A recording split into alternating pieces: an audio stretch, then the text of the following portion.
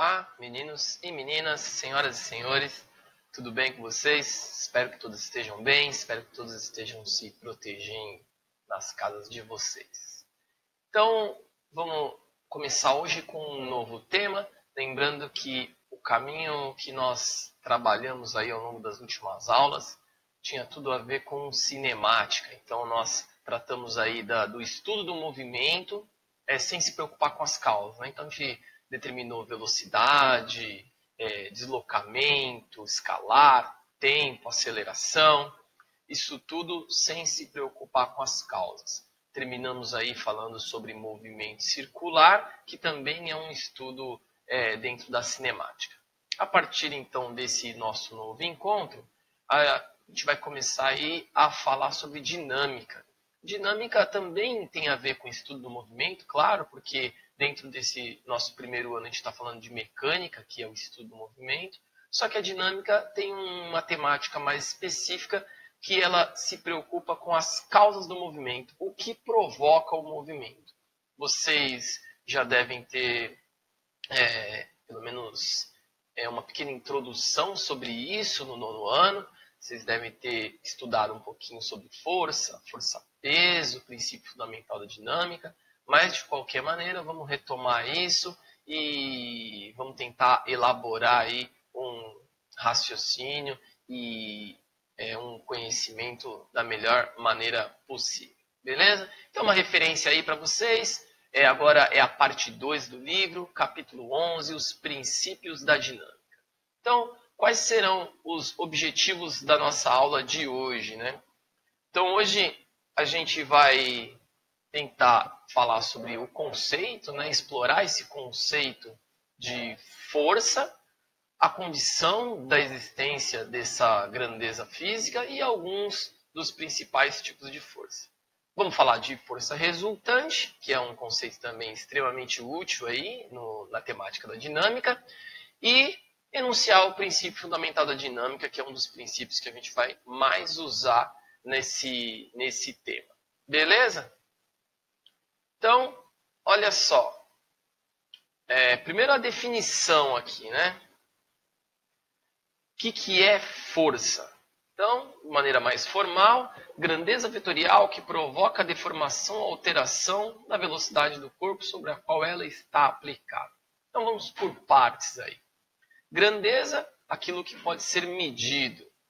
Vetorial é uma indicação que essa grandeza física ela tem um sentido de aplicação. Vou entrar em mais detalhes daqui a pouquinho, mas basicamente quer dizer que faz diferença para onde eu estou direcionando essa força, para onde eu estou aplicando. Que provoca deformação ou alteração da velocidade. Então, quando eu falo que provoca deformação, quer dizer que a força pode amassar alguma coisa, então deformar aquele corpo. Ou a alteração da velocidade do corpo. Então eu posso provocar aí um aumento ou uma diminuição da velocidade. Se um carro está parado, por exemplo, eu posso, através da aplicação de força, provocar aí um aumento da velocidade, provocar aí um movimento nele, ou também, se ele está em movimento, com a aplicação da força, provocar uma redução da velocidade até uma parada. Aqui eu tenho alguns exemplos para ilustrar, né? Então aqui a mãe e o filho aí tentando empurrar um carro que está parado. Para empurrar esse carro, eles precisam aplicar força.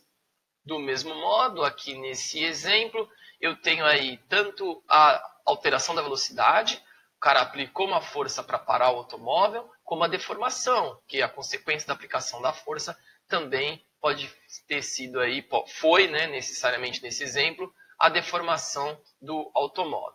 Nesse outro exemplo aqui, o cara está fazendo força, também tentando, vamos dizer assim, mantendo a pipa em uma determinada posição. Então, na verdade, está provocando aí a aplicação da força, uma alteração na condição do movimento, porque se eu não aplicar força, ou seja, se eu soltar a pipa vai embora. Então, a minha alteração, nesse caso, da condição do movimento, é tentar manter a pipa numa posição, em uma condição, porque a tendência natural é que a pipa vá embora em virtude de outras forças atuando, como, por exemplo, a força do vento aí.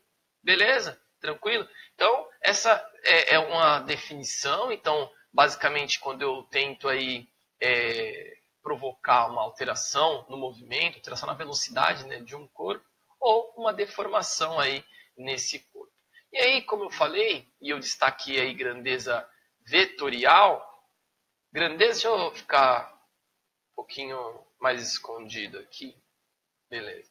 Então, eu destaquei que grandeza vetorial, uma grandeza é dita como vetorial quando faz sentido, quando faz diferença a direção de aplicação e o sentido. Então, é isso, né? Quando você diz que uma grandeza vetorial e a força é uma grandeza vetorial, basicamente quer dizer que o sentido de aplicação faz diferença. Então, se eu aplicar a força para a esquerda ou para a direita, a consequência vai ser, obviamente, diferente. Então, a caixa vai deslizar para a esquerda ou para a direita. Então, basicamente, esse é o significado de uma grandeza ser vetorial. E aí, força é uma grandeza vetorial. Faz diferença aí a sentido e a direção de aplicação. Além disso, né, uma caracterização aí de uma grandeza vetorial, não só para força, mas para qualquer outra, mas serve para grandeza, para força, é que a força tem uma direção, um sentido e uma intensidade. Intensidade é o valor. Quanto vale essa força?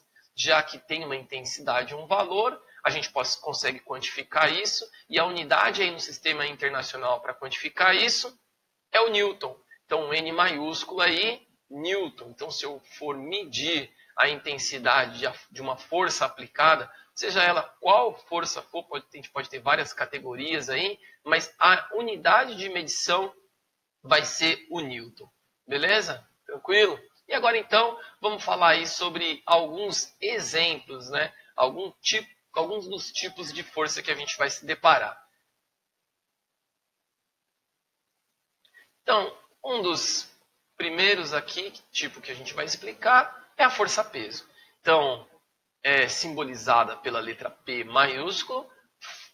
Qual é o significado, né? Onde ela se aplica, onde aparece a força-peso? A força-peso se caracteriza por uma força de atração entre dois corpos que têm massa. Então, sempre que eu tiver dois corpos e esses corpos tiverem uma massa, eu vou ter uma força de atração entre eles, em qualquer situação. Claro que, dependendo da situação, essa força é mais perceptível, é mais sentida. Então, se você tiver duas canetas e aproximar uma caneta da outra, você tem uma força-peso também atuando, uma força de atração entre as canetas. Mas como a força depende muito da massa, e nesse caso a massa é muito pequenininha, essa força não vai ser quase perceptível. Só que essa força é bem perceptível quando, por exemplo, você aproxima um objeto que tem massa da Terra. Então a gente tem aqui nesse exemplo a Terra tem uma massa muito grande, e aí você aproxima um outro objeto que tem massa também da Terra, essa força vai aparecer e vai atuar. Então vai ter aqui uma força de atração entre os dois corpos que têm massa, entre a Terra e um outro objeto qualquer, uma cadeira, por exemplo. Eles vão se atrair mutuamente. A diferença é que a massa da Terra é muito grande, então a Terra meio que acaba ganhando esse cabo de guerra e ela puxa o outro corpo para baixo, por exemplo, nesse caso a cadeira. Ela puxa a cadeira para baixo, mas a força-peso está atuando entre os dois corpos.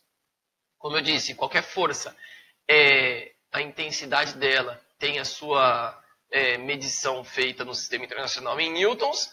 Aqui a gente tem a equação que a gente vai trabalhar para força-peso. Então, força-peso, massa vezes aceleração da gravidade local. Aqui tem estabelecido como 9,8 metros por segundo ao quadrado. Claro que não precisa decorar esse número. Muitas vezes, para facilitar a nossa vida aí nos enunciados, nos problemas, esse número pode ser arredondado para 10 metros por segundo ao quadrado. Mas isso daí é um detalhe que, na sequência aí das aulas, a gente vai entender melhor. E uma coisa muito importante também, quando a gente fala de força-peso, é como que ela se manifesta vetorialmente, ou seja, para onde que ela aponta. A força-peso aponta sempre para baixo. E esse é um detalhe importante, quando a gente for trabalhar com os exercícios, eu tenho que saber, independente da força que aparece, eu tenho que saber qual força que é e para onde que ela está atuando. Então aqui eu tenho vários exemplos da força-peso atuando, e ela atua sempre para baixo. independente se o corpo está inclinado, pendurado no teto ou numa rampa, a força-peso sempre aponta para baixo. Importante essa observação. Mais uma força aqui, a força de tração. Força de tração, simbolizada pela letra T maiúsculo. A gente pode estabelecer essa equação matemática aqui também. Então, força de tração, massa vezes a aceleração a que o corpo está sujeito. E algumas considerações, então. A força de tração aparece sempre quando eu tenho um fio, uma corda, um barbante, alguma coisa tracionando aí o objeto. Então, eu tenho aqui um corpo pendurado aí por um fio, eu vou ter força de tração. Tenho o corpo A sendo puxado aí pelo corpo B, eu vou ter força de tração. E aí, eu tenho que saber, como eu disse, para onde que essa força atua. Então, olha aqui, no corpo B, no corpo aqui no ponto B, a força de tração aponta para cima, porque eu estou tentando manter o corpo pendurado, como se estivesse segurando pela corda, e aí eu tenho que fazer força para cima. Do mesmo modo que na outra ponta, na outra extremidade da corda, a força de tração é para baixo, porque daí o corpo B está tentando cair, está tentando puxar a corda para baixo. Uma consideração é essa daqui, ó, sempre nas extremidades da corda, onde atuam as forças, as duas forças são iguais. Então eu tenho aqui TA e TB. Essas duas forças necessariamente são iguais. Do mesmo modo aqui, ó, numa extremidade e na outra. Necessariamente as forças de tração nas extremidades da corda são iguais. Beleza? A medição, tanto faz em um ponto ou em outro, em uma extremidade ou em outra, a força é igual. Então, TA igual TB, desde que as forças estejam na mesma corda. Tenho aqui as unidades, de novo, falando de força-peso, unidade Newton, força de tração, também Newton. Qualquer força que eu for estabelecer aí é medida em newtons. Mais um tipo de força, força normal, simbolizada pela letra N maiúscula. Não confunda com a unidade, que também é o N maiúsculo, mas aqui é para determinar um tipo de força. Quando que aparece a força normal? Quando eu tenho contato entre um objeto e uma superfície. Sempre que eu tiver o contato entre um objeto e uma superfície, eu vou ter força normal. E aí, a força normal se manifesta sempre formando 90 graus com a superfície. Daí o nome normal. Normal é sinônimo de perpendicular. Então, a força normal ela é perpendicular à superfície. Então, se eu tenho aqui o contato de um objeto com a superfície, a força normal forma 90 graus entre a superfície e ela, então formando sempre 90 graus com a superfície de contato. Então aqui tenho ela apontando para cima, aqui formando um determinado ângulo com o chão, mas com a superfície de contato 90 graus. Aqui encostado numa parede, ela forma 90 graus com a parede, então sempre com a superfície de contato. Não tem uma equação matemática para quantificar a força normal, ela vai ser determinada de maneira indireta, que também trabalharemos aí nas próximas aulas. Beleza? E aí, a partir da determinação desses tipos de força, então a gente falou, força-peso, força de tração, força normal, são alguns dos tipos que a gente vai trabalhar nesse momento introdutório. Eu posso ter aí em um corpo mais de uma força atuando, não necessariamente eu vou ter só força-peso. Aqui nesse exemplo eu tenho força-peso e força normal. Aqui, nessa situação ilustrada, eu tenho a força-peso no bloco A, eu tenho também a força normal no bloco A, tenho a força de tração atuando nos dois blocos. Então, aqui, a força-peso também. Então, eu tenho mais de uma força, isso é o mais comum, mais de uma força atuando aí no mesmo bloco. E já que eu tenho mais de uma força atuando no mesmo bloco, aqui a gente vai entrar também em um outro conceito muito importante, que é o conceito de força resultante. De maneira simplificada, o que é a força resultante? É a soma de todas as forças que estão atuando num corpo. Então, aqui nesse exemplo, eu tenho um carro e dois sujeitos aqui aplicando uma força nesse carro F1 e F2. Faz de conta que o F1 aplica 10 newtons e o F2, 20 newtons. A força resultante é a soma dessas duas forças e é como se eu pudesse substituir essas duas forças, F1 e F2, por uma só, que é a força resultante. Então, nesse caso, se uma vale 10 e outra vale 20, eu posso substituir essas duas forças, uma de 10 e uma de 20, por uma só de 30, que o resultado vai ser o mesmo. Então, a força resultante é o resultado da ação de uma ou mais forças atuando num corpo. Claro que se eu tiver uma força só, a força resultante é ela mesma. Agora, se eu tiver 2, 3, 4 forças, a força resultante é o resultado da ação dessas 2, 3 ou 4 forças.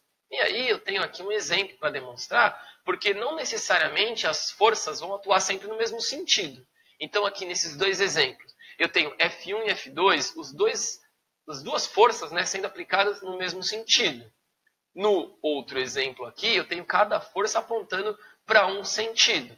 Então, se eu for fazer a força resultante nesse primeiro exemplo, eu vou somar as duas forças, porque as duas, vamos dizer assim, estão se ajudando. Então, a força resultante é a soma das duas forças, uma vale 4, a outra vale 3. Então, eu posso substituir essas duas forças por uma só de 7 newtons. Então, a força resultante nesse caso aqui é 7 newtons. Só que nesse outro exemplo, eu tenho a força 1 para um lado e a força 2 para o outro. Então, uma está atrapalhando a outra. Então, eu tenho que fazer F1 menos F2. F1 menos F2. E aí, usando os exemplos aqui numéricos dados, a força resultante 4 menos 3, força resultante 1 newton. Ou seja, nesse exemplo, eu posso substituir essas duas forças por uma força de 1 newton. O resultado da ação dessas duas forças. Muito importante esse conceito e usaremos bastante no decorrer das aulas. E aí, nosso princípio fundamental da dinâmica aí também é a equação matemática que usaremos durante a resolução dos problemas envolvendo dinâmica. Claro que cada força específica tem a sua equação matemática, mas todas aquelas equações são baseadas no princípio fundamental. O princípio fundamental, basicamente, pode ser explicitado como: sempre que eu aplico uma força em um corpo que tem massa, nesse corpo surge uma aceleração. A gente pode escrever matematicamente essa frase dessa maneira: FR é igual a M vezes A. Uma força aplicada num corpo que tem massa fica sujeito a uma aceleração. Força dada em newtons, massa em quilogramas e aceleração em metros por segundo ao quadrado.